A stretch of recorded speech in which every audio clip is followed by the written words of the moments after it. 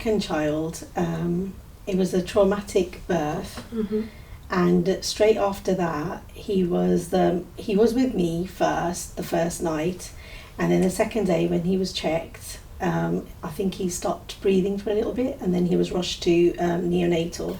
So at this point, I didn't really know what was going on, but once he was there, I think they were quite supportive in the fact that I mentioned I wanted to breastfeed. So they were like really helpful with that and encouraged a bit of skin to skin. I mean, he was on like, I think they were just monitoring him, and he had the cannula, but they didn't tell me much about that at that time, to be honest. But they were very good later on, like with feeding him, which was very important for me because I didn't have that experience with my first baby. They had a lot of the checks for jaundice, and they had a lot of they had the nose tube, the feeding tube. Yeah. With that one, with each one, that wasn't really explained very well, and how painful that was for them, or how uncomfortable it was for them. For me, it was very uncomfortable watching, but I insisted that I wanted to watch. Were you offered if you could come, and were you allowed to do anything, or did you feel like you could be involved in it? Not really, but I kind of, because I'm a stubborn one, I kind of insisted that I wanted to see what was happening and what they were doing, because I didn't get that with the first one. I didn't really know that I could ask, especially with the first one. I didn't even get to hold her till day 3.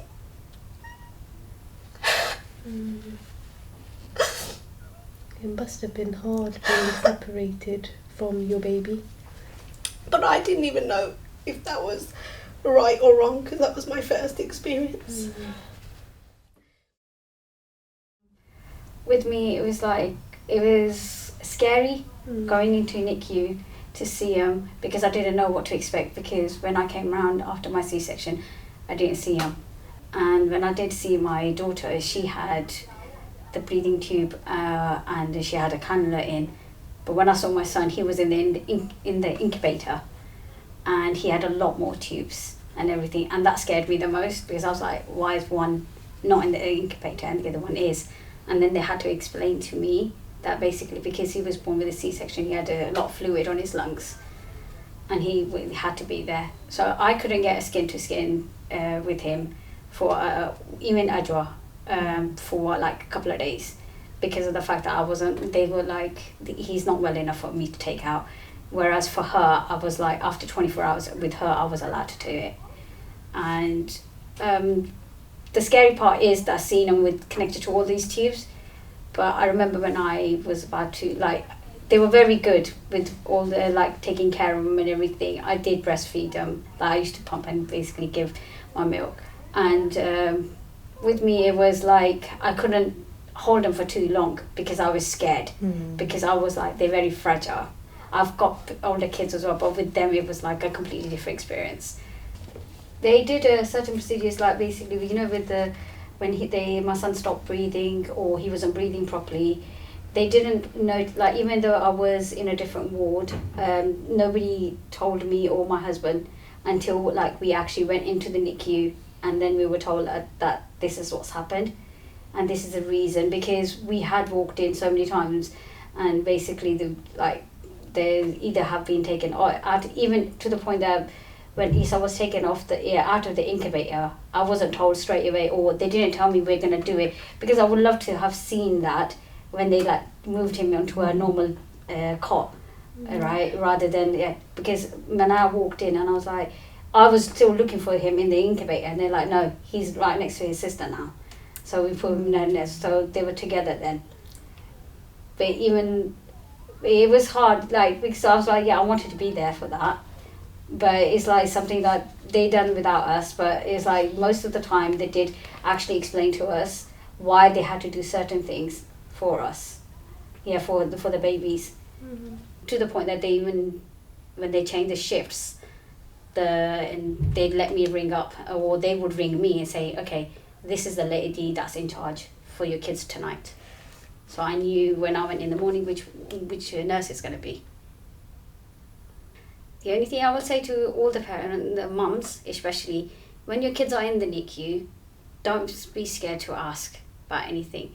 Sometimes it's like they don't know what you want, and it's like you just don't want to hold back. I know when you see your kids on the tubes and everything, just say to them, I want to hold my kid, or I want to do this to them, if it's okay. They will just help you out. They're not like gonna say, oh no, you can't touch them or anything. They just explain everything for you. Yeah, with me, I think they weren't really big or very good at explaining the procedures first. But then I see a big difference now that my daughter had her babies, just recent experiences, that they are getting a little bit better at explaining and giving a bit more time to spend with your baby, even when they're monitored, just to take them out and have a bit of skin to skin. It was a bit more, they do encourage you a little bit more now compared to the experience I had with mine. Okay, so my mum was born at 25 weeks, so if you can imagine, she had pretty much everything done to her. So she had numerous cannulas, she had a line put into her body, she's had a CT scan, she had about 4 brain scans, she had probably about 25 blood transfusions, so she had a lot done to her.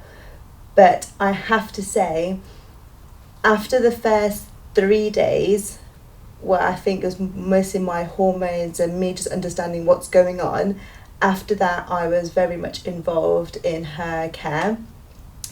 Things like putting cannulas in. There was only 2 doctors who were able to put cannulas in her. For some reason she wasn't compliant to anyone else other than a lady called Kate, and they were both called Kate, so it was like a big joke at the Rosie. But they would always tell me to like cup her and hold her to make her aware that I'm around, I'm there to support her. Whether that's just touching her feet or touching her body, just make sure there's some sort of touch involved. Equally, when she went for, as she got bigger and she was going through her scans or anything, from the consultant down to like the nursing staff to even like the what they called student nursing staffs, they were all like, okay, like you need to support your baby now, like you need to be there to help her, like to make her aware that you're there. We're going to do something quite invasive towards her, so she needs to know that mum's around. Whether that's doing through skin to skin or holding her or put my finger in her hand or holding her head, she really liked that comfort. So I was always welcome to do that, which was lovely, because that made me feel like a mum, because I was a mum, but not a typical mum at the start. It was all a bit crazy and a lot of things were taken away from me. And my husband asked if he could read the azan to her. So they said, yeah, they lifted it up for her, lifted the lid up, which is really nice. That is quite heavy for Iman, taking all that to lift the incubator up for her. That's quite a big procedure for her to be exposed like that. But they opened it up for her, he read the azan, we took a video, and they were like, oh, you can touch her. And I was like, no, I wasn't ready then. So I said, no, I'm all right, thank you. And after that I had to leave. So at day 3 I did skin to skin with her, and we did skin to skin for about 4 hours. That was quite a long time, but I didn't want to take her out to then put her back in so quickly, more for her than for me, because that's such a big thing, taking her out, taking all the tubes out to put them back onto her. And I did skin to skin with her for hours ever since. So we spent hours and hours and hours doing skin to skin. I did skin to skin with her while she was like having her blood transfusion. I did skin to skin with her while she had her examination. I even did skin to skin with her while she had her eye examined too. And what I loved about it was that the staff all wanted me to. No one said, oh, she needs to be put back in now, or because she had severe reflux, her SATs would drop and she would forget to breathe sometimes. So when we did skin to skin, that never happened. And I think for me, the more I did skin to skin with her, I was actually helping her in her recovery and making her grow and making her like into the child that she is now. Whereas if I left her there, I feel like, yes, she would have had more medical intervention, but she wouldn't have had me as her mum just caring for her, and that's what they don't have there in that box. I have a little boy called Hatham, and he was born at home at 41 weeks. He was a home birth, wasn't expecting to go into hospital, were we? So he was born at home and was doing quite well, so we got some skin to skin at home, didn't we? Breastfed him at home, and then obviously he went into hospital with me because I needed some stitches, and he was going a little bit blue, so I'd say I was quite shocked he was separated from me. I guess I was more shocked about that. Kind of when being on NICU, they were good, the team were, but I was told very much at the start that I had a very poorly baby, so I wouldn't say they were that keen for me to hold him. I don't think I wanted to hold him because there was loads of lines and I didn't really like that. So yeah, initially I don't think like they wouldn't let me hold him because they were like, he's poorly, or they wouldn't let me breastfeed him and I wanted to, because they said his heart would drop. So I think I found that quite hard, didn't I? But yeah, eventually I think there was a really nice lady who we saw.